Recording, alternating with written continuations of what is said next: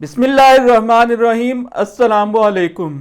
इंतखाबात का खेल आखिरी मरहले में दाखिल हो गया है। तहरीक इंसाफ से बल्ले का निशान छीन लिया गया है। गालबन बैलेंस करने के लिए एएनपी से भी लालटेन का निशान ले लिया जाएगा, जो पार्टी इलेक्शन कराने में नाकाम रही। इलेक्शन कमीशन ने तहरीक इंसाफ से बल्ले का निशान छीनने का जो इकदाम किया है वो बंदूक वालों की ख्वाहिश पर किया है। ये एक ओपन सीक्रेट है। मामला अब सुप्रीम कोर्ट जाएगा।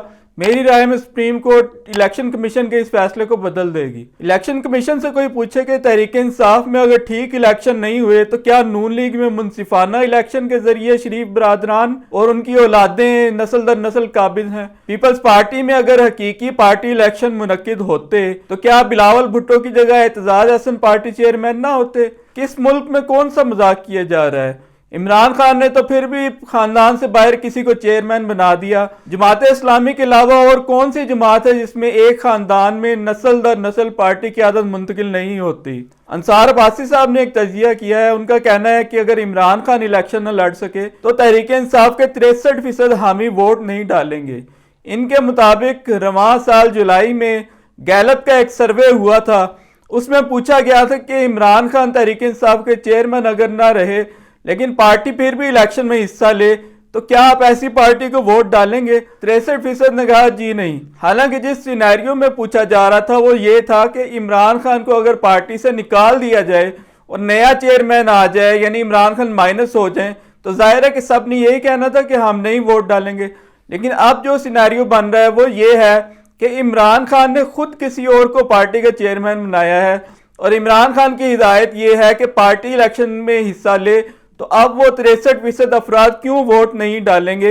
ये तो एक कॉमन सेंस की बात है। तहरीक इंसाफ ने एक दरखास्त ये भी दायर की थी कि हमें लेवल प्लेइंग फील्ड दी जाए। सुप्रीम कोर्ट के हुक्म पर पीटीआई का वफद चीफ इलेक्शन कमिश्नर से मिला और तहफ्फुजात नोट करवाए। उसके साथ ही इलेक्शन कमीशन ने तहरीक इंसाफ से बल्ले का निशान छीन कर उसे लेवल प्लेइंग फील्ड मुहैया कर दी है। पीटीआई को इलेक्शन कमीशन ने यकीन दिलाया था कि जिन अफसरों ने पीटीआई के लिए मसाइल पैदा करने की कोशिश की है उन्हें जल्द तब्दील कर दिया जाएगा। हालांकि किसी अफसर की अपनी जाती तो कोई दुश्मनी नहीं है पीटीआई से। जाहिर है वो किसी के कहने पर ये सब कुछ कर रहा है, उसी के कहने पर जिसके कहने पर इलेक्शन कमीशन ने बल्ले का निशान पार्टी से छीन लिया। सब जानते हैं कि वो कौन है, वही जिसके इशारे पर इमरान खान पे 180 मुकदमात कायम है। पाकिस्तान में ताकत का असल मरकज कौन है सब जानते हैं। तहरीक इंसाफ अब सुप्रीम कोर्ट जाएगी, लेकिन जो ताकतवर लोग हैं उन्हें इस बात की समझ नहीं आ रही कि इमरान खान को अगर इलेक्शन लड़ने की इजाजत नहीं मिलती और पीटीआई को अगर बल्ले का निशान नहीं दिया जाता तो ये एक ऐसा मुतनाज़ा इलेक्शन होगा जिसे कोई भी नहीं मानेगा। नवाज शरीफ के बल पर जो हुकूमत वो 5 साल चलाना चाहते हैं उसका ट्रेलर क्या उन्होंने शहबाज शरीफ की हुकूमत में देख नहीं लिया कि क्या नतीजा निकला? ऐसे इलेक्शन के नतीजे में डॉलर 500 पे पहुंच सकता है और पेट्रोल 500 पे पहुंच सकता है। इमरान खान की हुकूमत गिरा के जो पीडीएम की हुकूमत लेकर आए थे उससे डॉलर की कीमत 185 से बढ़कर 305 पे आ गई थी। डॉलर महंगा तो पेट्रोल महंगा, पेट्रोल महंगा तो बेपनाह महंगाई। कर्जों में डूबे हुए मुल्क के सबसे मकबूल सियासी लीडर को 70% तायद के बावजूद जेल में रखकर इंतहाई सियासी अदम इस्तेहकाम के साथ मुल्क चलाना दीवाने का ख्वाब है। इस्तेहकाम पाकिस्तान पार्टी ने नून लीग से 26 एमएनए और 50 एमपीए की सीटों का मुतालबा किया है और नून लीग देने को तैयार नहीं। यहाँ आप इस्टेब्लिशमेंट की दो रुखी पॉलिसी देखें कि एक तरफ तो नवाज शरीफ की सरपरस्ती है और दूसरी तरफ जहांगीर तरीन की पार्टी की।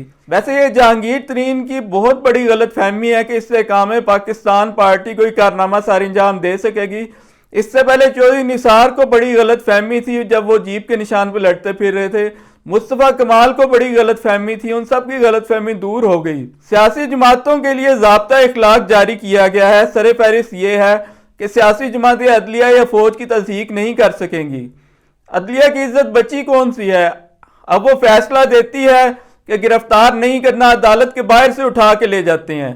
नवाज शरीफ के खिलाफ केसेस जिस तरह खत्म कराए गए उसके बाद कौन सी इज्जत?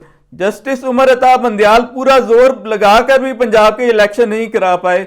अदलिया की इज्जत इसी तरह बहाल हो सकती है कि मुल्क की सबसे मकबूल सियासी जमात को उसी तरह इलेक्शन लड़ने की इजाजत दी जाए जिस तरह नून लीग और पीपल्स पार्टी को दी जा रही है। सियासी जमातों को इलेक्शन लड़ने के लिए जो ज़ाब्ता इखलाक जारी किया गया है वो कहता है कि इलेक्शन कमीशन की तस्दीक नहीं करनी।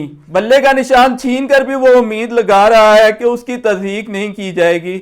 उसकी इज्जत कौन सी है। इंसदाद दहशतगर्दी अदालत ने 9 मई के मुकदमात में PTI के 51 रहनुमाओं के नाकाबिले जमानत वारंट गिरफ्तारी जारी कर दिए हैं।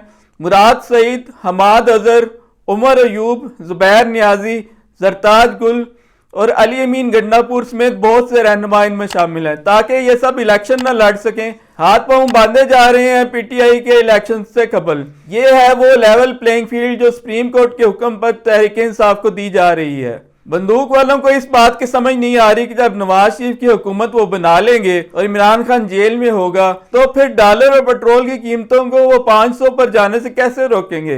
हुकूमत तो वो बना लेंगे, मुल्क कैसे चलाएंगे।